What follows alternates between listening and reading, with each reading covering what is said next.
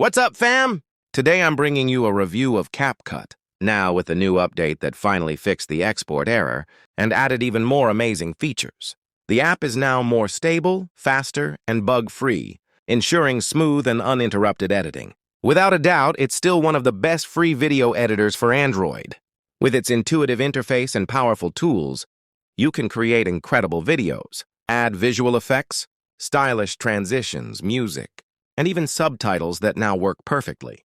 The new update improved export options, allowing you to save videos in high quality without performance drops. Plus, there are now new filter options, advanced color adjustments, and optimizations for low-end devices, making the experience even better for everyone. To ensure you get the official version without risks, just head over to the Play Store, search for Capcut, and download it directly from there.